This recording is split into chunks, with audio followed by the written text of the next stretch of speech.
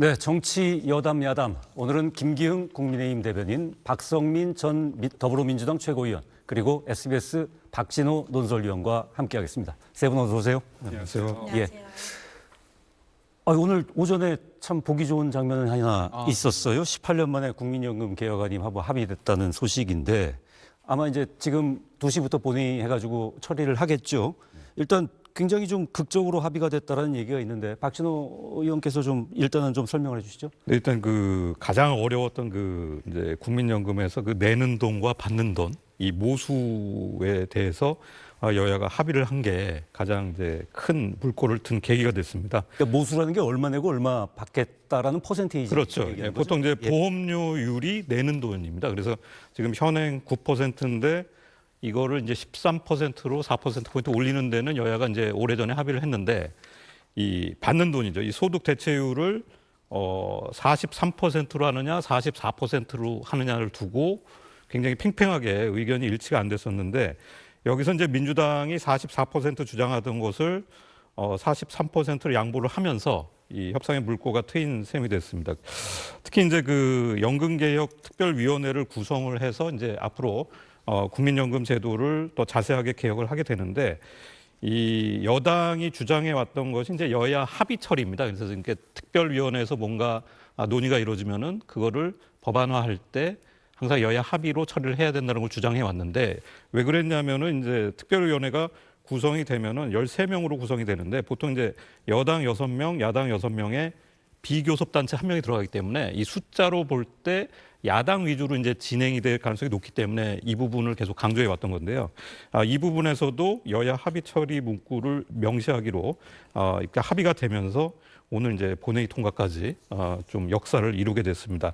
야당은 이제 이 저소득층의 이 보험료 혜택에 대해서 강조를 해왔는데 특히 이제 출산 크레딧이라고 그래서 이제 자녀를 출산했을 때 일정 기간을 국민연금에 가입한 기간으로 계산해 주는 것, 요 혜택을 이 첫째 자녀부터 적용하는 걸로 그렇게 합의가 되면서 지금은 둘째 자녀부터만 그렇죠. 적용을 했던 거였죠. 첫째 아이부터 12개월을 인정해 주는 안으로 이렇게 합의가 됐습니다. 그래서 사실 뭐 앞으로 갈 길은 멉니다. 지금 이제 모수개혁에 합의를 하고 여야 합의 처리 문구가 들어갔지만은 앞으로 이 연금개혁특별위원회에서 자세한 내용을 또 이제 계속 논의를 해야 되는데 걸림돌이 되는 것들이 아주 적지 않게 있을 걸로 보입니다. 그래서 지금 여당에서 주장하는 것은 이제 경제 상황에 따라서 이 보험에 내는 돈과 받는 돈을 자동으로 조절하는 자동 조정 장치를 계속 이제 요구를 하고 있는데 야당에서 여기서 이제 여기에 대해서 난색을 표하고 있기 때문에 이 부분이 앞으로 이제 논의에서 좀 쟁점이 되지 않을까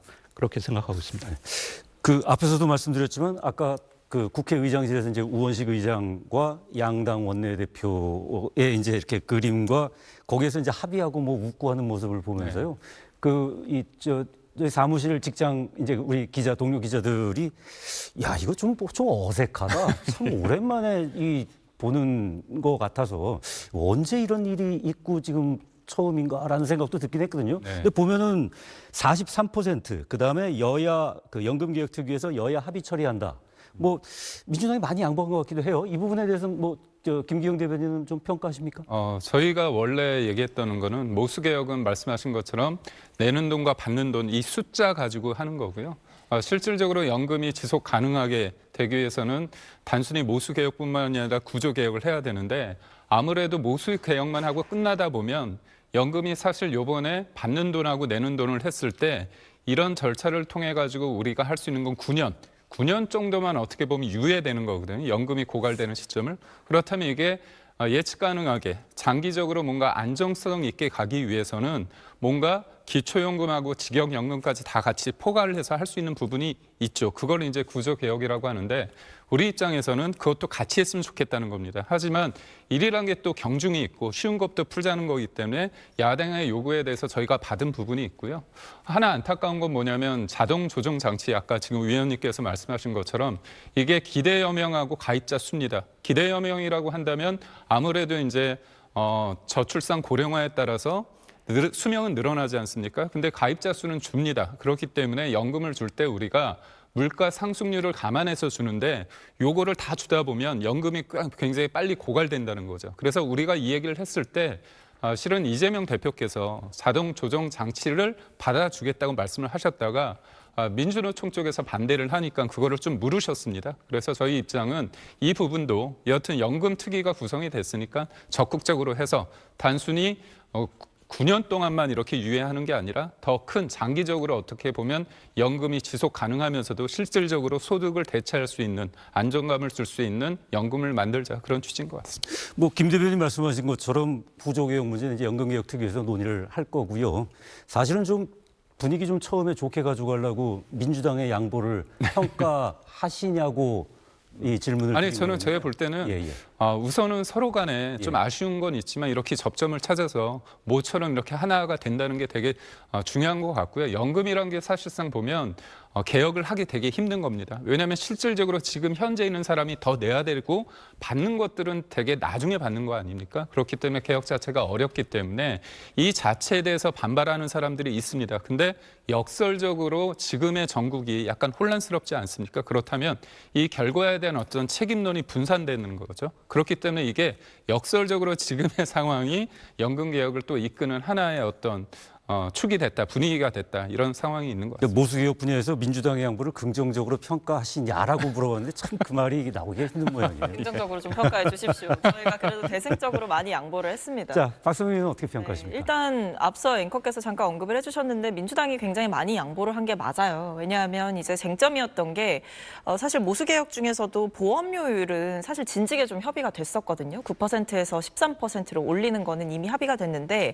문제는 이제 받는 돈, 소득 대체율에 대한 문제를 두고 여당에서는 43% 이상으로는 올리기 어렵다라고 이야기를 했었고 민주당에서는 사실 45%까지도 가야 되는데 그보다 양보해서 우리는 44%는 고수를 해야겠다라는 입장을 표명을 해왔었거든요. 근데 여기에 대해서 계속 협상이 공전되고 사실상 보험료율이 합의된 지 1년이 넘었음에도 불구하고 이 진척이 없다 보니까 이번에 굉장히 대승적으로 저희가 43%를 받겠다라는 결정을 하게 되면서 협상에 좀 가속도가 붙었다라고 생각을 합니다. 근데 그 뒤에도 암초는 있었습니다. 뭐 예를 들면 이제 여야 합의 처리라는 문구를 넣어라라고 이제 여당 측에서 요구를 했고 거기에 대해서 이제 민주당이 크게 이제 응답을 하지 않다가 결과적으로 최종적으로 협상을 하는 과정에서는 그 문구를 넣었거든요.